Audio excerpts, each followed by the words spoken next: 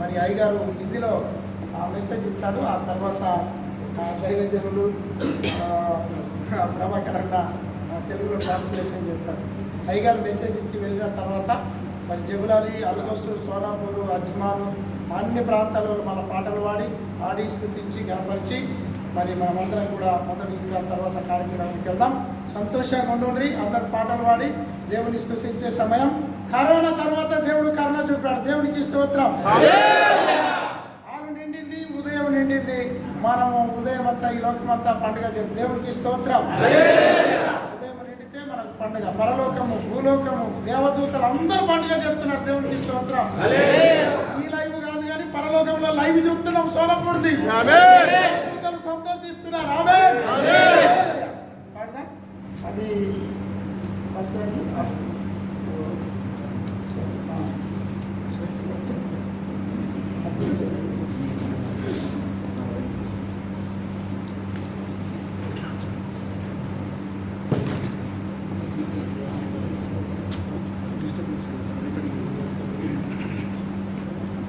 मेरी आवाज पीछे तक आ रही है? నా వాయిస్ అందరికి వినిపిస్తుందా మాట? परमेश्वर का धन्यवाद हो कि मैं आप लोगों के बीच में आ सका हूँ. దేవునికి స్తోత్రం. నేను మీ మధ్యలోకి రావడానికి मुझे आप क्षमा करिए, थोड़ा जल्दी में मैं आया हूँ. అందరూ నన్ను క్షమించండి. నేను ఎందుకంటే తొందరగా వచ్చాను మీ మధ్యలోకి. मेरा बेटा एयरपोर्ट में आया हुआ है 3 साल के बाद. నా కొడుకు 3 సంవత్సరాల తర్వాత ఎయిర్పోర్ట్లోకి వస్తున్నాడు. ఆయన్ని తీసుకోవడానికి వెళ్ళాలి నేను. वो वहाँ मेरे लिए वेट करेगा. నా కోసం అక్కడ ఆయన వెయిట్ చేస్తున్నాడు. मैंने कहा कि फिर भी मैं आऊँगा, थोड़ी सी बातें करके जाऊँगा. నేను ఆయనతో చెప్పాను కొద్దిసేపు దేవుని మాటలు చెప్పి వస్తానని చెప్పి. तो आज क्रिसमस का मौका है ఈరోజు క్రిస్మస్ పండుగ దిన సందర్భంగా और दुनिया में बहुत कुछ हो रहा है आज. ఈ భూలోకం అంతా కూడా పండుగ జరుగుతుంది. लेकिन हम प्रभु यीशु के बारे में शायद सोचने को हमारे पास वक्त नहीं है.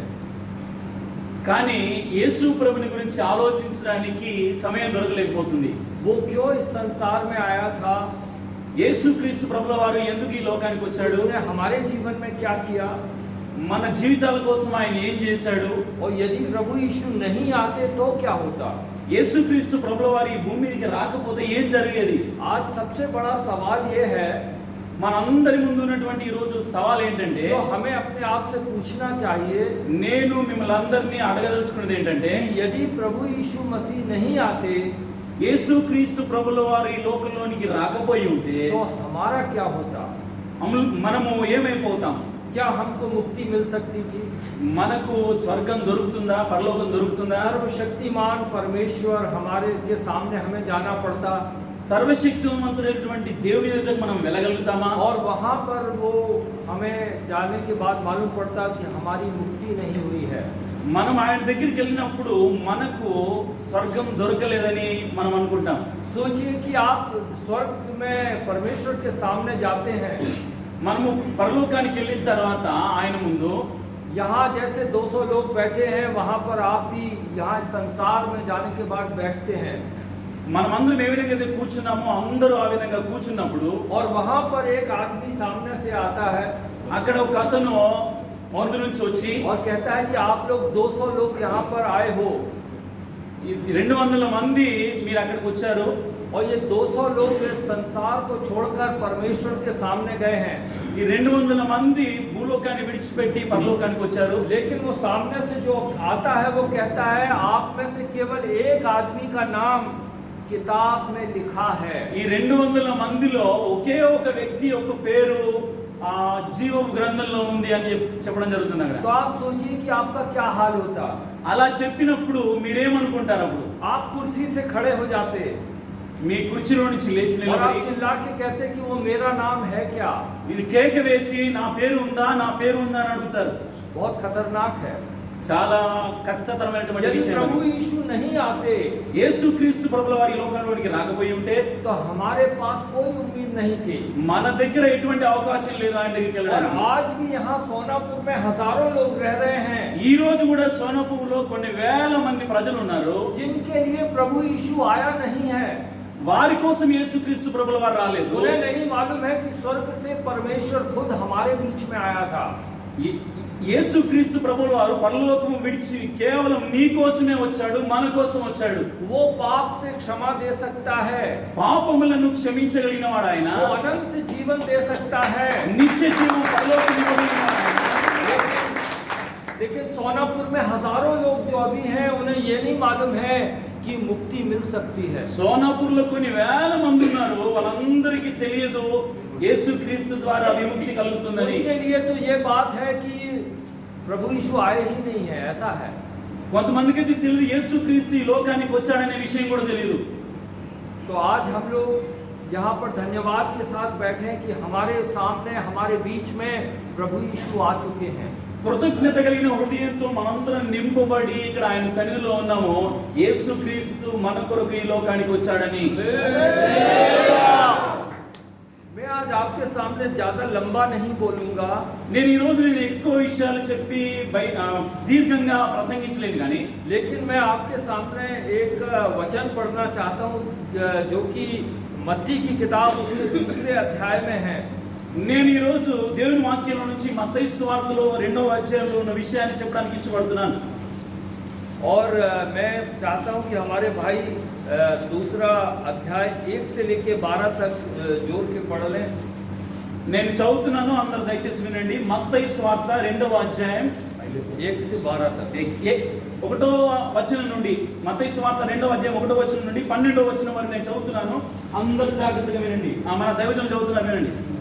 రాజైన ఏ రోజు దినములయందు యూదయా దేశపు బెత్లెహేములో యేసు పుట్టిన పిమ్మట ఇదిగో తూర్పు దేశపు జ్ఞానులు యెరూషలేమునకు వచ్చి, యూదుల రాజుగా పుట్టినవాడు ఎక్కడ ఉన్నాడు?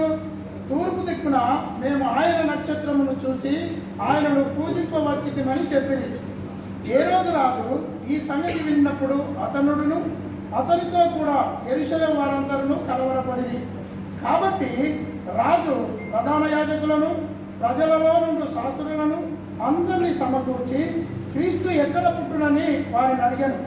అందుకు వారు, యూదయ బెత్లెహేములోనే. ఏలయనగా యూదయా దేశపు బెత్లెహేమా, నువ్వు యూద ప్రధానులలో ఎంత మాత్రమును అల్పమైన దానము కావు. ఇశ్రాయేలును నా ప్రజలను పరిపాలించు అధిపతి నీలో నుండి వచ్చును అని ప్రవక్త ద్వారా వ్రాయబడి ఉన్నదని.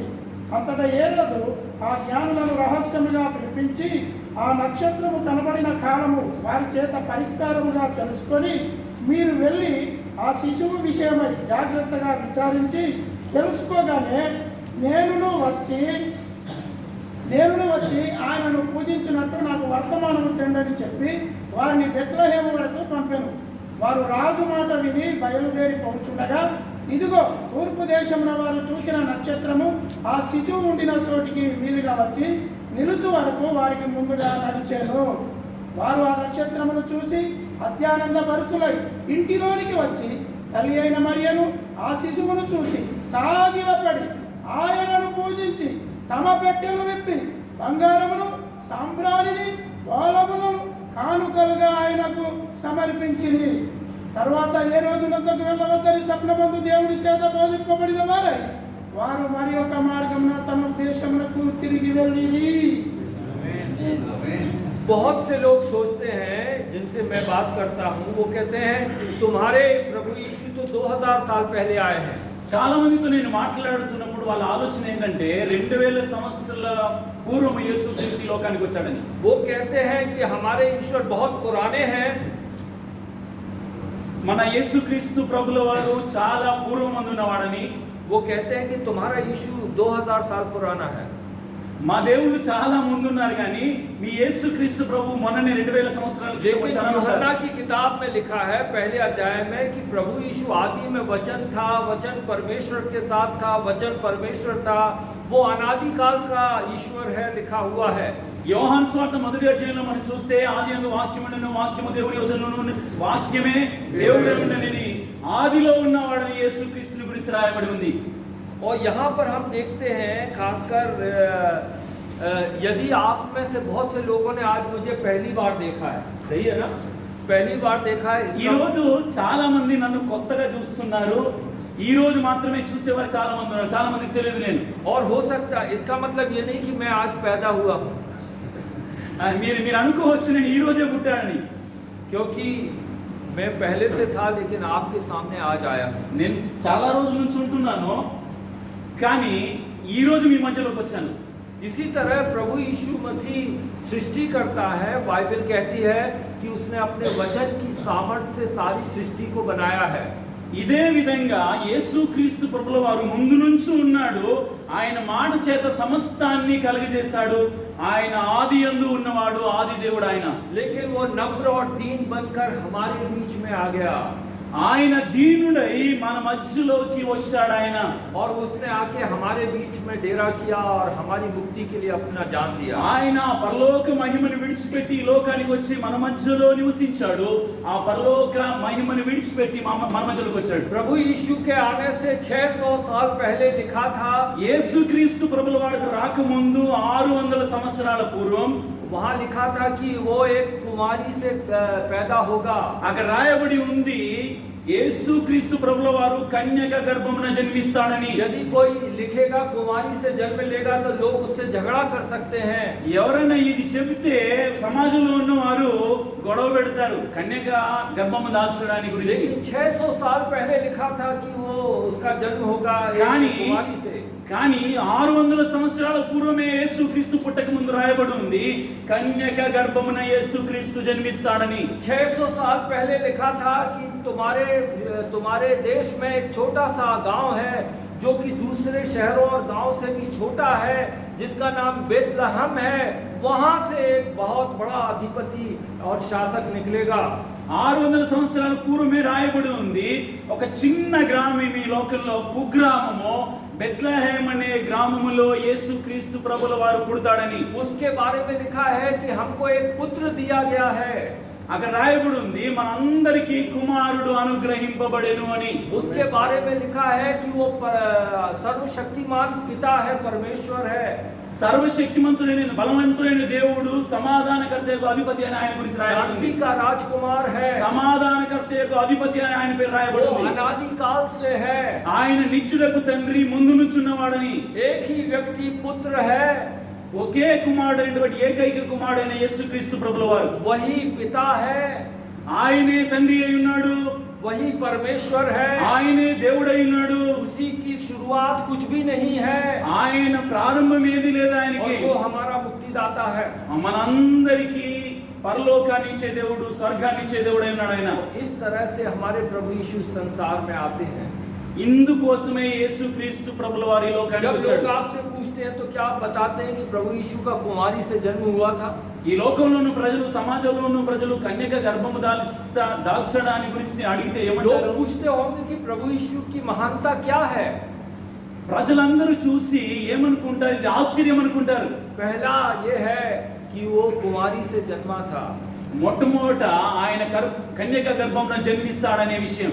और आखिरी बात यह है जो मैं लोगों से बोलता हूँ कि कहता हूँ कि यरूशलेम में अभी एक खाली कब्र है.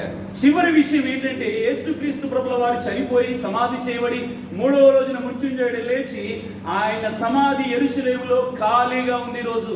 उसको जाके देखा जा सकता है. ఇప్పుడు వెళ్ళి కూడా మనం చూడొచ్చు ఖాళీ సమాధి ఉంది అక్కడ.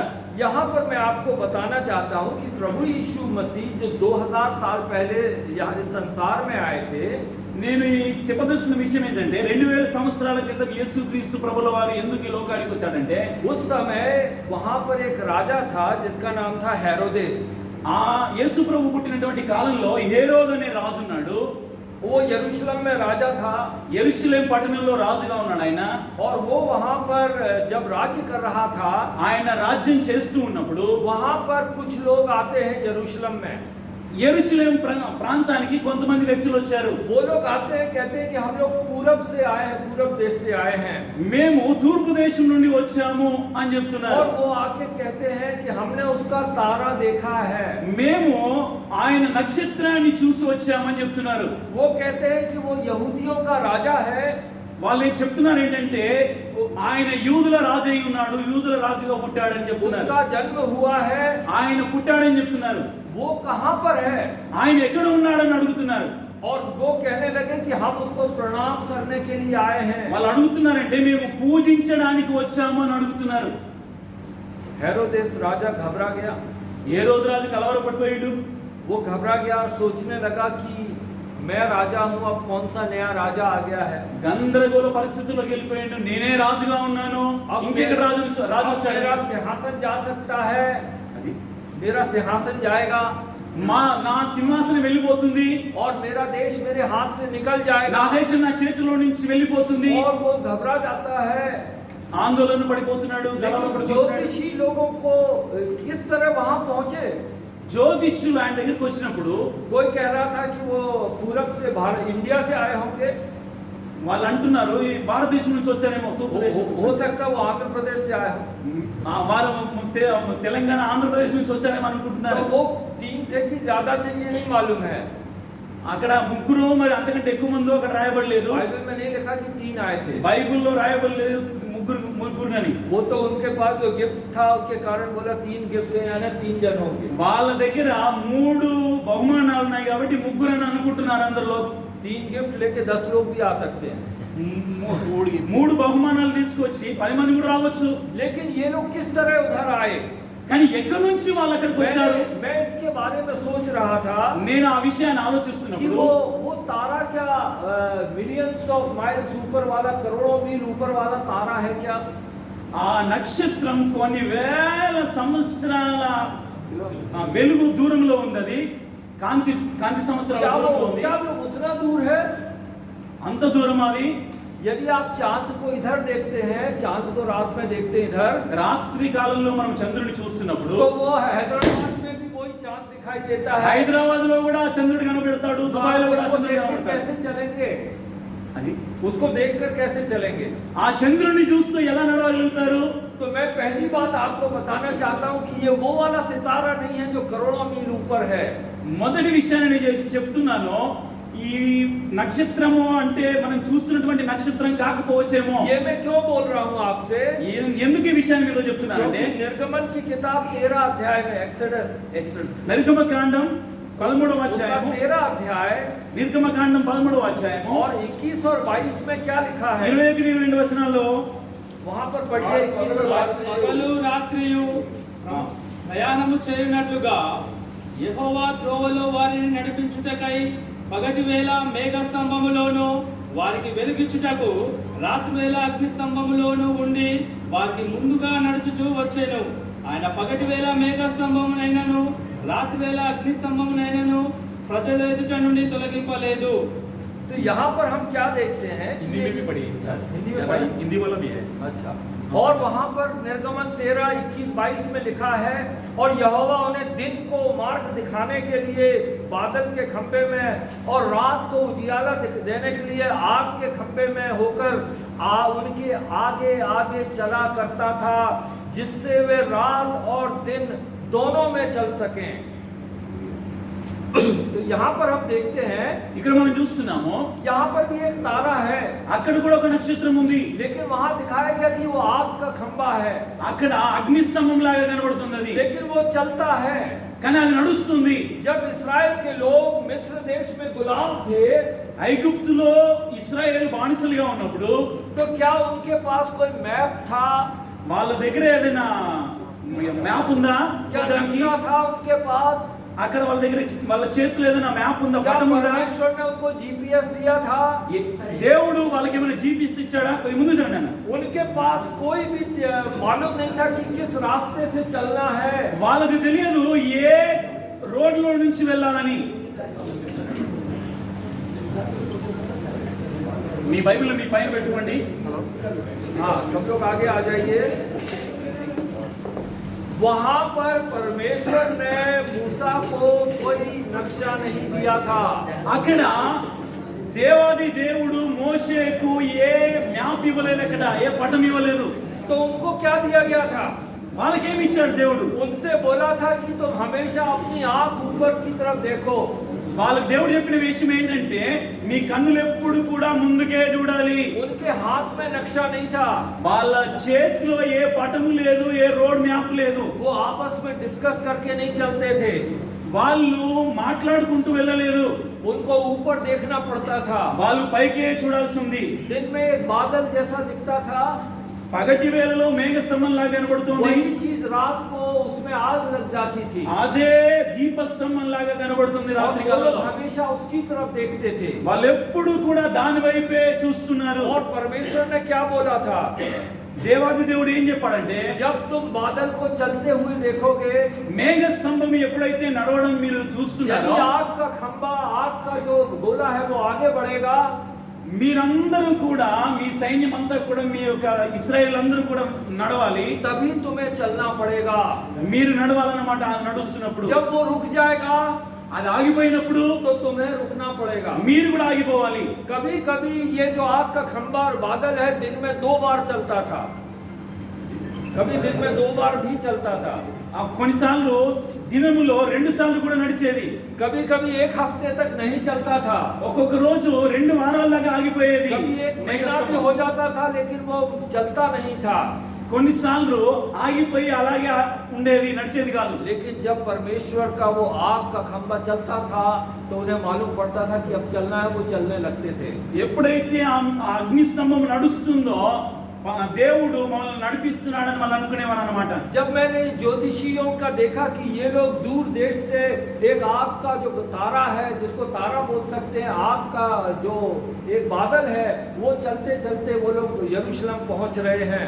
మనం ఈ రోజున చూస్తున్నటువంటి జ్ఞానులు, జ్యోతిష్యులని చెప్పబడుతున్నటువంటి వీళ్ళు, తూర్పు దేశం నుంచి వచ్చినటువంటి వీళ్ళు తారను చూస్తూ నడిచారు. ఆ తారన నడుస్తూ వాళ్ళని నడిపించింది. वो परमेश्वर उनके आगे आगे चल रहा था దేవుడు వాళ్ళ ముందుండి వాళ్ళని నడిపిస్తున్నాడు. और वो वहां पर आगे आगे चल रहा था వాళ్ళు ముందు నడుస్తూ ఉన్నప్పుడు और परमेश्वर उनको गाइड कर रहा था। దేవుడు వాళ్ళని నడిపిస్తున్నాడు. क्या ये ज्योतिषी लोग अपनी किताब ढूंढ रहे थे? क्या ज्योतिषी लोग किताब पढ़ रहे थे? జ్ఞానులు వాళ్ళ దగ్గర ఉన్నటువంటి పుస్తకాలు చదువుతున్నారా? क्या उन लोगों ने अपना रास्ता अपने आप ढूंढ रहे थे? వాళ్ళు వాళ్ళ యొక్క రోడ్డును వాళ్ళే వెతుక్కుంటున్నారా? क्या उन्होंने कहा पहाड़ के ऊपर नहीं जाएंगे, हम दूसरे समुद्र से जाएंगे? क्या ऐसा बोला? కొండ మీద నుండి వెళ్ళకుండా సముద్రంలో వెళ్ళాలని చెప్తున్నాడు అక్కడ. उनके पास कुछ भी बोलने को नहीं था। అక్కడ చెప్పదలుచుకున్నది చెప్పాల్సింది ఏమీ లేదు అక్కడ. बुद्धि और ज्ञान से वो नहीं चल सकते थे। బుద్ధి జ్ఞానంతో వాళ్ళు నడవట్లేదు. उन्हें हमेशा ऊपर देखना पड़ता వాళ్ళు था। ఎప్పుడు కూడా పైకే చూస్తున్నారు, నక్షత్రాన్ని जब చూస్తున్నారు. ऊपर वो चलता था, वो आग चलती थी, तब वो चलते थे। ఇశ్రాయేలు ఆ అగ్నిస్తంభం నడుస్తున్నప్పుడు నడిచినట్టుగా आप सोचते होंगे कि उसको तारा क्यों बोलते हैं? ఆ నక్షత్రాన్ని ఎందుకు చెప్తున్నారు అక్కడ? आपको मालूम है, यहाँ पे आप एयरपोर्ट के पास रहते हैं, कभी कभी रात को आप अंधेरे में खड़े रहते हैं तो आपको एक प्लेन लाइट मारता हुआ आता दिखता है। మనం ఎయిర్పోర్ట్ దగ్గరలో ఉన్నాము. ఎయిర్పోర్ట్ లో మనం చూస్తున్నప్పుడు, ఫ్లైట్ వస్తున్నప్పుడు, ఫ్లైట్ యొక్క లైట్ చూస్తున్నప్పుడు और हमें लगता है कि ये कोई स्टार है, అది మనం ఒక నక్షత్రం అని అనుకుంటాం. कभी కొన్నిసార్లు कभी वो तारे जैसा दिखता है। మన కొన్నిసార్లు అది చుక్క నక్షత్రం అని क्या అనుకుంటాం. वो तारा है? అది నక్షత్రమా? तारा नहीं है। నక్షత్రం కాదు అది. क्या वो करोड़ों मील ऊपर है? क्या करोड़ों मील ऊपर है? కోట్ల మైళ్ళ దూరంలో ఉంది అది? नहीं, లేదు. वो बस 1 किलोमीटर ऊपर है। 1 కిలోమీటర్ మాత్రమే దూరంలో लेकिन ఉంది. हमें कैसा दिखता है? కానీ మనకి ఎలా కనబడుతుంది? ये तारा అది నక్షత్రం లాగా अंधेरे కనబడుతుంది. में ऐसा दिखता है। చీకట్లో అలా కనబడుతుంది. इसी तरह ये ज्योतिषियों को जो तारा दिखाई दे रहा है वो बहुत ऊंचा नहीं है, वो करीब 1 किलोमीटर, आधा किलोमीटर है। इनको दिखता है आग, लेकिन उसको चलाने वाला परमेश्वर है।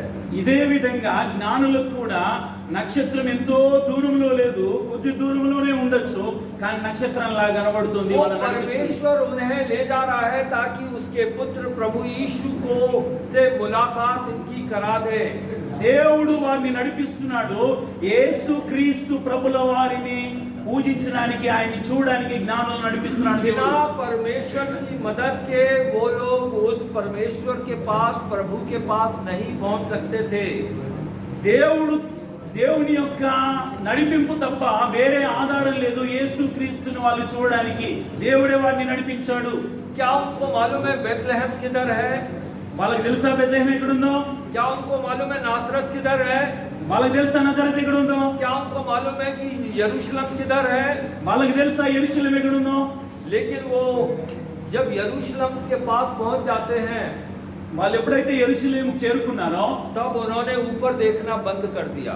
వాళ్ళు పైకి చూడడం మానేశారు. परमेश्वर ने बोला था कि उसको देखकर उसके पीछे चलो, దేవుడు చెప్పాడు దాన్ని చూస్తూ దాని వెనకాల నుండి నడవండి అని. लेकिन जब यरूशलेम में पहुंचे तो उन्होंने अपनी बुद्धि का इस्तेमाल करा। కానీ యెరూషలేముకు చేరుకున్న తర్వాత వాళ్ళ బుద్ధిని ఉపయోగించడం उन्होंने ప్రారంభించారు. कहा कि अब परमेश्वर के गाइडेंस की जरूरत नहीं है, వాళ్ళు అనుకున్నారు దేవుని యొక్క నడిపింపు మాకు అవసరం లేదని. अब हम लोग अपना निर्णय खुद कर सकते हैं। మనమే యేసుక్రీస్తును చూడొచ్చు, ఆయన చేరుకోవచ్చని అనుకున్నారు. हमें मालूम है कि यहाँ सब यहूदी लोग रहते हैं, మాకు తెలుసు ఇక్కడ ఉన్నట్టు వాళ్ళందరూ కూడా యూదులని. हमें मालूम है कि यहूदियों का राजा यही रहता है, యూదుల రాజు ఇక్కడే ఉంటాడని. और इसलिए उन्होंने कहा कि यहूदियों के राजा के महल में जाना चाहिए, యూదుల రాజు యొక్క పట్టణంకు వెళ్ళాలని వారు అనుకున్నారు. क्योंकि उसके घर में कोई पैदा हुआ है యూదుల రాజు అయినటువంటి హేరోదు కుటుంబంలో రాజు పుట్టాడని అనుకున్నారు వాళ్ళు. जो कि एक महान राजा होगा। ఆయన మహారాజు అయి ఉన్నాడని అనుకున్నారు. तो वो लोग क्या करते हैं, వాళ్ళు ఏం చేస్తున్నారు అక్కడ? उन्होंने कहा चलो अब आग की बादल की तारे की जरूरत नहीं है, चलो सीधे चलते हैं राजा के पास। ఇప్పుడు నక్షత్రం అవసరం లేదు, డైరెక్ట్ ఆ హేరోదు రాజు ఇంట్లోకి और వెళ్దాం, అక్కడే పుట్టి ఉంటాడు అనుకున్నారు. राजा को कोई बताता है कि कुछ लोग आए हुए हैं, बहुत दूर से आए, वो कह रहे हैं कि आपके घर में राजा पैदा हुआ, उसको दंडवत करने आए हैं। హేరోదు రాజుతో చాలా అక్కడ ఉన్న వాళ్ళు వచ్చి అడుగుతున్నారు, మీ ఇంట్లో రాజు పుట్టాడంట, ఆయన చూడడానికి ఆయన పూజించడానికి వచ్చారని అనుకుంటున్నారు. और वो लोग, राजा डर जाता है రాజు భయపడిపోయాడు. और वहां पर वो उसके साथ यरूशलेम भी घबरा जाता है। అక్కడ ఉన్నటువంటి యెరూషలేం ప్రజలందరూ కూడా కలవరపడిపోయారు. और हेरोदेस पूछता है कि ये उसके बारे में वो पूछता है कि चौथे पद में वो कहता है, उसने लोगों के सब प्रधान याजकों और शास्त्रियों को इकट्ठा करके उनसे पूछा, मसीह का जन्म कहाँ होना चाहिए। హేరోదు ఆ జ్ఞానులను రహస్యంగా పిలిపించి ఆయన దగ్గర ఉన్నటువంటి జ్యోతిష్యులను ధర్మశాస్త్రోపదేశకులందరినీ ప్రధాన యాజకులను పిలిపించి ఒకవేళ రాజుగా పుడితే ఎక్కడ పుడతాడు అని విచారిస్తున్నాడు. అక్కడ क्या हेरोदेस ने पूछा कि एक राजा जो बाद में राजकुमार पैदा कहाँ हुआ, क्या ऐसा पूछा? అక్కడ రాజకుమారుడు ఎక్కడ పుట్టాడని అక్కడ అడుగుతున్నాడా? क्या उसने बोला कि एक महान इंसान पैदा हुआ है, वो कहाँ है, क्या ये पूछा? అక్కడ మహారాజు పుట్టాడు, ఎక్కడ పుట్టాడని అడుగుతున్నాడా? हेरोदेस ने पूछा मसीह कहाँ पैदा होगा। ఏ రోజు అడుగుతున్నాడు క్రీస్తు ఎక్కడ పుట్టాడు అని. हेरोदेस को मालूम था, मसीह का नाम उसने सुना था, ఏ రోజు విన్నాడు క్రీస్తుని గురించి. उसे मालूम था कि मसीह स्वर्ग से भेजा जाएगा, ఆయన అనుకున్నాడు పరలోకము నుండి క్రీస్తు వస్తాడని, वो परमेश्वर की तरफ से आएगा, దేవుని దగ్గర నుండి वो వస్తాడని, परमेश्वर का पुत्र होगा, దేవుని కుమారుడై ఉన్నాడని, वो मसीह होगा, उसे मालूम है। ఆయన క్రీస్తై ఉన్నాడని ఆయన लेकिन తెలుసు. इसके बावजूद वो क्या बोलता है, కానీ ఆయన ఏమడుగుతున్నాడు కదా? उसने याजक और लोगों को बुलाया, शास्त्रियों को बुलाया, पंडितों को बुलाया, అక్కడ ఉన్నటువంటి యాజకులను శాస్త్రులను పరిశీలనలు అందరినీ పిలిచి उसने అడుగుతున్నాడు. पूछा कि मसीह कहाँ पैदा होगा। వాళ్ళని అడుగుతున్నాడు క్రీస్తు ఎక్కడ పుట్టాడు అని. उन्होंने कहा बेथलेहम में पैदा होगा। వాళ్ళందరూ చెప్తున్నారు, ఆ ధర్మశాస్త్రాన్ని అంతటిని పఠించిన వాళ్ళందరూ కూడా ఆయన బెత్లెహేంలోనే పుడతాడని. वो यहाँ पर हम देखते हैं कि वो कहते हैं कि यहाँ छठे में कहा लिखा है, यहूदा के हे बेथलेहम, तू जो यहूदा के प्रदेश में है, तू किसी भी रीति से यहूदा के अधिकारियों में सबसे छोटा नहीं, क्योंकि तुझ में से एक अधिपति निकलेगा जो मेरी प्रजा इस्राएल की रखवाली करेगा। మత్తయి సువార్త 2:5లో మనం చూస్తే బెత్లెహేం గురించి ప్రవచనం రాయబడి ఉంది. యూదయ దేశపు బెత్లెహేమా, నీవు యూదా ప్రధానులలో ఎంత మాత్రమును అల్పమైన దానము కావు, ఇశ్రాయేలును నా ప్రజలను పరిపాలించు అధిపతి నీలో నుండి వచ్చును అనే వాక్య భాగం అక్కడ ఎత్తి చూపబడుతుంది. हेरोदेस ने फिर इसके बाद वो ज्योतिषियों से पूछा कि वो कब आपने तारा कब देखा था, कब क्या, इस तरह का उसने पूछ लिया। అక్కడ ఉన్నటువంటి జ్ఞానులను హేరోదు రాజు పిలిచి అడుగుతున్నాడు, ఆయన ఎక్కడ పుట్టి ఉంటాడు, ఎప్పుడు పుట్టి ఉంటాడని వాళ్ళని విచారిస్తున్నాడు. वो किस लिए पूछा था, ఆయన ఎందుకోసం అడిగాడు అలాగా? उसने क्या बोला, मैं प्रणाम करूंगा मैं भी। ఆయన ఏం చెప్తున్నా అంటే నేను కూడా పూజిస్తాను అని. लेकिन वो क्या कर रहा था, उसको तलवार से मार देगा। కానీ ఆయన మనసులో అనుకుంటున్నాడు కత్తితో ఆయన్ని చంపాలని. मनुष्य से लड़ सकता है, మనుషులు మనుషులతో గొడవ పడొచ్చు, मनुष्य मनुष्य के खिलाफ तलवार उठा सकता है, మనుషులు మనుషులతో కత్తితో జగడమాడొచ్చు. लेकिन यहाँ पर एक मनुष्य परमेश्वर के खिलाफ तलवार उठा रहा है. కానీ ఇక్కడ ఒక మనిషి దేవునిపై మీదకి కత్తెత్తుతున్నాడు. वो कह रहा है कि मसीह कहाँ है, मैं मसीह को मारूंगा. క్రీస్తు ఎక్కడ పుట్టాడు, ఎక్కడ ఉన్నాడు, నేను క్రీస్తును చంపుతాను అనుకుంటున్నాడు. उसने मन में यही सोचा है. మనసులో అదే ఆలోచిస్తున్నాడు. वो आज भी हम देखते हैं कि दुनिया में लोग प्रभु यीशु के खिलाफ हैं. ఈ రోజు లోకంలో ఉన్నటువంటి ప్రజలు కూడా ఆ విధంగానే అనుకుంటున్నారు. परमेश्वर के खिलाफ है, प्रभु यीशु के खिलाफ है. शैतान उनको इस्तेमाल कर रहा है आज भी. ఈ రోజు కూడా సాతానుడు యేసుక్రీస్తు ప్రభుల వారితో పోరాటమే చేస్తున్నాడు. आज भी लोग प्रभु यीशु के पीछे चलने वाले को मार रहे हैं, लेकिन एक्चुअली में उनकी जो लड़ाई है वो प्रभु यीशु से है. ఈ రోజున కూడా యేసు ప్రభువును నమ్మిన వారు ఆయన వెంబడిస్తున్న వారితో కూడా యుద్ధం చేస్తున్నాడు సాతాను. కానీ వాళ్ళతో కాదు వాడు ఉద్యోగం చేసేది, దేవునితోనే పోరాడుతున్నాడు. और ये लोग जो ज्योतिषी थे उनको वहां पर बच्चा नहीं मिला तो वो महल के बाहर आ गए. అక్కడ ఉన్నటువంటి జ్ఞానులు, హేరోదు దగ్గర ఉన్నటువంటి జ్ఞానులు బాలుడైన యేసు కనిపించకపోయేసరికి బయటకు వచ్చేసారు. और जब बाहर आए तो फिर से उन्होंने देखा तो वो आग का गोला उनके सामने फिर आ गया. బయటకు వచ్చిన తర్వాత మళ్ళీ నక్షత్రం కనబడుతుంది వాళ్ళకు. तो फिर वो आग का गोला चलने लगा. అక్కడ కనబడుతున్నటువంటి నక్షత్రాన్ని చూసి మళ్ళీ నడుస్తూ और ఉన్నారు. वो लोग फिर से उसके पीछे चल पड़े. వాళ్ళు తర్వాత మళ్ళీ ఆ నక్షత్రాన్ని చూస్తూ నక్షత్రాన్ని వెంబడిస్తున్నారు. और जब तारे के पीछे गए तो उनको वो वहां पर प्रभु यीशु के दर्शन हो गए. వాళ్ళు ఆ తారను వెంబడించినప్పుడు యేసుక్రీస్తు దర్శనాన్ని వాళ్ళు చూడగలిగారు. యేసుక్రీస్తును దర్శించారు వాళ్ళు. యేసుక్రీస్తు ఉన్నటువంటి ఆ పశువులతో యేసుక్రీస్తు ఉన్నటువంటి ఇంటిలోకి వాళ్ళు వెళ్ళారు.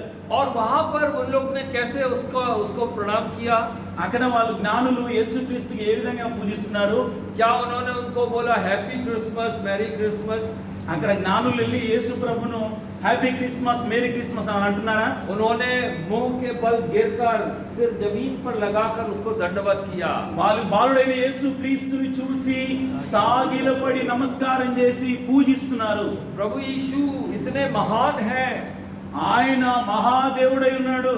प्रभु यीशु सर्वशक्तिमान परमेश्वर हैं. ఆయన సర్వశక్తిమంతుడైన దేవుడై ఉన్నాడు. उनकी आराधना ఆయనకు ఆరాధన చేస్తున్నారు. मुंह के बल गिरकर दंडवत करने से ही होती है. సాగిలపడి నమస్కారం చేస్తేనే సరిపోతుంది. तो आज सवाल एक हमारे पास आता है మన ముందున్నటువంటి సవాల్ ఏంటంటే कि ये आग जो है क्या हम किस तरह प्रभु यीशु के पास जा रहे हैं. మనము యేసుక్రీస్తు దగ్గరికి ఎలా వెళ్తున్నాము. वहां पर हम देखते हैं कि आपको ये जो प्रभु यीशु के पीछे चलना है ये मनुष्य की बुद्धि से नहीं हो सकता है. మనమందరము కూడా యేసుక్రీస్తుని వెంబడించాలి కానీ మన బుద్ధి ప్రకారంగా మన ఆలోచన ప్రకారంగా నడిస్తే కుదరదు దేవుని బిడ్డలారా. जो हेरोदेस था वो हेरोदेस एक शहर को ढूंढ रहा था. हेरोदेस शहर को ढूंढ रहा था. హేరోదు ఒక పట్టణం కోసం చూస్తున్నాడు. हेरोदेस बेथलेहम को ढूंढ रहा था. బెత్లెహేం కోసం వెతుకుతున్నాడు. हेरोदेस शहर का नाम पूछ रहा था. ఆ గ్రామం యొక్క పేరు అడుగుతున్నాడు. लेकिन ज्योतिषी एक बच्चे को ढूंढ रहे थे, प्रभु को ढूंढ रहे थे. కానీ జ్ఞానులు బాలుడైన యేసును వాళ్ళు వెతుకుతున్నారు. ज्योतिषी एक राजा को ढूंढ रहे थे. జ్ఞానులు యేసుక్రీస్తు అయినటువంటి రాజైన యేసుక్రీస్తు కోసం వెతుకుతున్నారు. ज्योतिषी मसीह को ढूंढ रहे थे. జ్ఞానులు క్రీస్తును వెతుకుతున్నారు. लेकिन राजा एक शहर का नाम ढूंढ रहा था. కానీ రాజు ఆ గ్రామం కోసం వెతుకుతున్నాడు. आज भी बहुत से लोग प्रभु यीशु को भूल गए हैं, लेकिन इधर उधर की बातें ज्यादा कर रहे हैं. ఈ రోజున ఈ క్రిస్మస్ సందడిలో పడి అందరూ కూడా యేసుక్రీస్తును మర్చిపోయి వేరే విషయాల గురించి ఆలోచిస్తున్నారు. प्रभु यीशु को भूल गए हैं, యేసుక్రీస్తును మర్చిపోయారు. उसे नहीं ढूंढ रहे हैं. యేసుక్రీస్తును వెతకడం లేదు. आज बाजार में आप जाइए, ఈ రోజు బజార్లోకి వెళ్తే दुनिया में जाके पूछिए, ఈ సమాజంలోకి వెళ్ళి उन्हें చూసినట్లయితే प्रभु यीशु से कोई मतलब नहीं है. యేసుక్రీస్తుతో ఎవరికి సంబంధం లేదు. उनको क्रिसमस ट्री से मतलब है, క్రిస్మస్ ట్రీని వాళ్ళు చూస్తున్నారు. उन्हें सैंटा क्लॉज से मतलब है. క్రిస్మస్ తాతను వాళ్ళు చూస్తున్నారు. प्रभु यीशु होंगे कोई, उन्हें ढूंढ नहीं रहे हैं. చాలా మంది యేసుక్రీస్తును వెతకట్లేదు, చూడట్లేదు. सवाल हमारे पास भी आज यही है. ఈ రోజు మన ముందున్న సవాల్ కూడా అదే. आज हम क्रिसमस के मौके पर आए हैं, लेकिन हम जीवन में किसको ढूंढ रहे हैं? మనం కూడా క్రిస్మస్ పండుగ సందర్భంగా ఇక్కడికి వచ్చాం కానీ మనం దేన్ని क्या వెతుకుతున్నాము? आप किताबें पढ़ के प्रभु यीशु के पास आ सकते हो? మన పుస్తకాలు చదివి యేసుక్రీస్తు దగ్గరికి రావచ్చా? क्या इंसान की समझ से तुम आ सकते हो? మన మనుష్య జ్ఞానంతో యేసు ప్రభు దగ్గరికి రావచ్చా? प्रभु यीशु के पास आने के लिए आपको पवित्र आत्मा की सहायता चाहिए। యేసుక్రీస్తు దగ్గరికి రావాలంటే పరిశుద్ధాత్మ సహాయం మనకు అవసరం. प्रभु यीशु की आत्मा एक आग की तरह आपके पास आ सकता है పరిశుద్ధాత్మ అగ్నిలాగా నీ దగ్గరికి వస్తాడు. और वो आग हमको लेकर आगे जाता है ఆ అగ్ని మనల్ని ముందుకు నడిపిస్తుంది. और वो हमको प्रभु यीशु से मिलाता है। ఆ అగ్ని మనల్ని యేసు ప్రభుతో కలుపుతుంది. वहां पर हम प्रेरितों के काम में देखते हैं, एक्ट्स ऑफ द अपोस्टल में देखते हैं कि जो पवित्र आत्मा है वो आग की तरह उनके बीच में आता है అపోస్తల కార్యాలలో మనం చూస్తున్నాం పరిశుద్ధాత్మ దేవుడు అగ్నిలాగా దిగొస్తున్నాడు, నడిపిస్తున్నాడని. और वो हमारे को आके हमारे जीवन में हमारा मार्गदर्शन करता है। ఆ పరిశుద్ధాత్మ దేవుడు అగ్నిలాగా మన ముందు వచ్చి మనల్ని वही हमको నడిపిస్తాడు. दिखा सकता है परमेश्वर। ఆయనే మనల్ని యేసు ప్రభు దగ్గర నడిపిస్తాడు, आज దేవుని आप దగ్గర सोचते నడిపిస్తాడు. होंगे कि किताबों से आपको मालूम पड़ेगा, పుస్తకాల ద్వారా మనము అనుకుంటున్నాం మనం ఆయన దగ్గర जब तक చేయగలుగుతామని. पवित्र आत्मा आपको प्रभु यीशु से नहीं मिलाएगा పరిశుద్ధాత్మ దేవుడు ఎప్పుడు మనకు యేసుక్రీస్తు దగ్గరికి నడిపించడో तब तक आप हेरोदेस के महल में यीशु को ढूंढते रहोगे। ఏ రోజులాగా మనం కూడా యేసుక్రీస్తుని ఇక్కడ అక్కడ వెతుకుతూ ఉంటాం. आप दुनियादारी में प्रभु यीशु को ढूंढोगे, మనం బయటకు వెళ్ళిపోయి యేసుక్రీస్తుని అక్కడ ఇక్కడ వెతుకుతుంటాం. आप दुनिया के पैसों, క్రిస్మస్ తాతలో आप नौकरी, पैसे, घर बार और ये धन संपत्ति में प्रभु यीशु को ढूंढोगे। మనకున్నటువంటి ధనంలో మనకు వస్తున్నటువంటి జీవితంలో మనకున్నటువంటి ముఖ్యమైన విషయాల్లో लेकिन जब వెతుకుతున్నాం.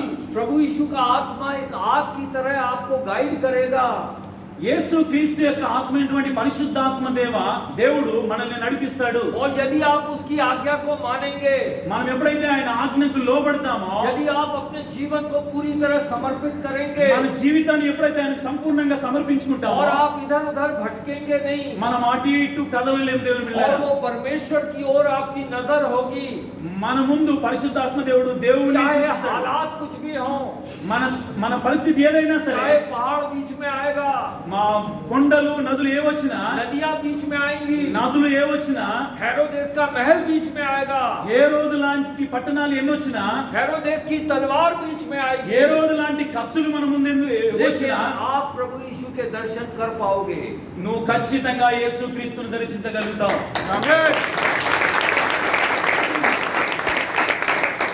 यदि आप वो परमेश्वर का जो अग्नि है, पवित्र आत्मा है, उसकी चलाए चलोगे जीवन में, మన జీవితంలో పరిశుద్ధాత్మ దేవుని యొక్క అగ్ని ఎప్పుడైతే ముందుండి నడిపిస్తాడో అప్పుడే మన జీవితం ముందు నడిపించబడుతుంది.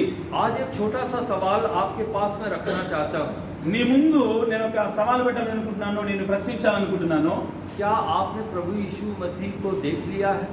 నువ్వు యేసు ప్రభును చూసేసావా? यदि देखा होगा तो मुंह के बल दंडवत करा होगा। నువ్వు చూసినట్లయితే సాగిలో పడి ఆయనకి నమస్కారం చేసి हो పూజించావా? सकता है कि प्रभु यीशु को आप मिले ही नहीं हो अभी तक।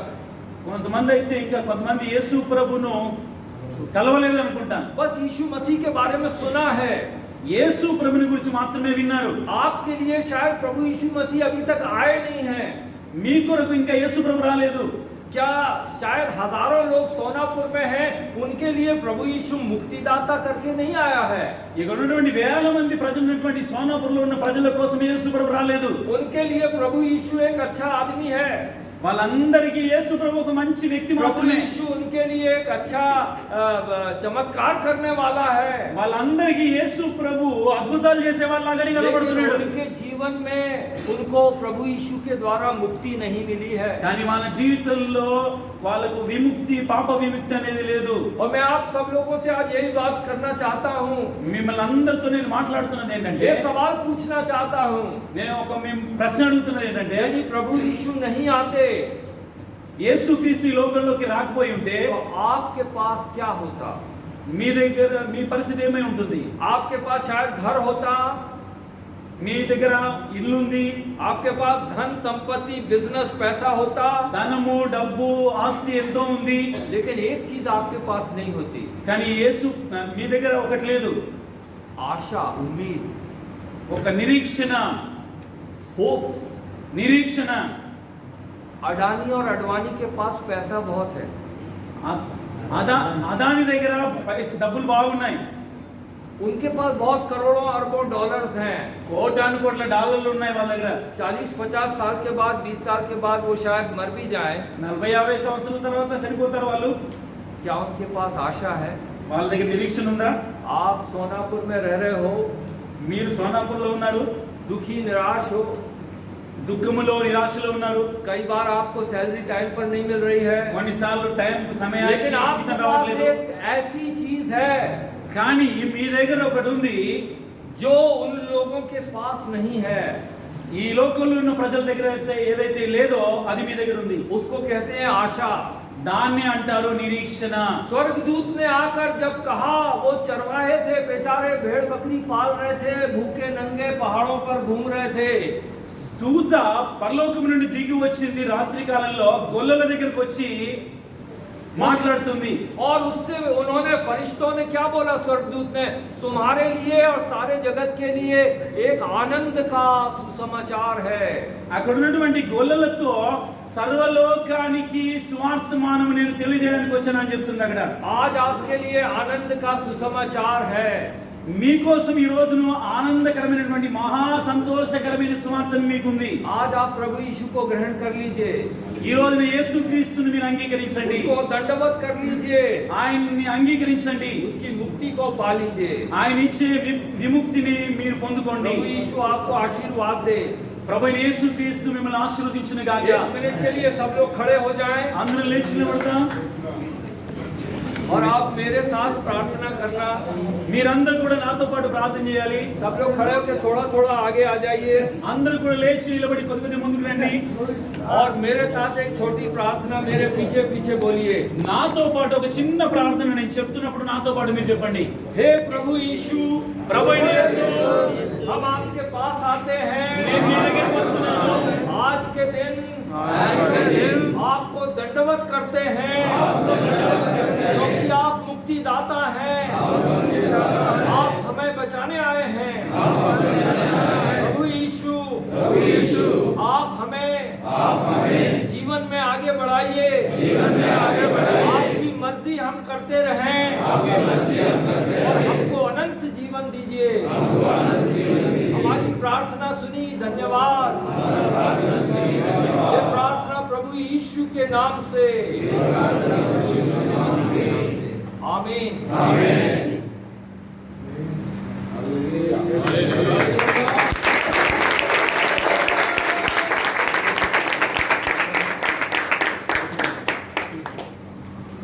छोटा से एक गाना అందరూ కూర్చోండి। అయ్యగారు మంచి పాటలు రాస్తాడు, పాటలు రాసి మళ్ళీ పాడుతుంటాడు।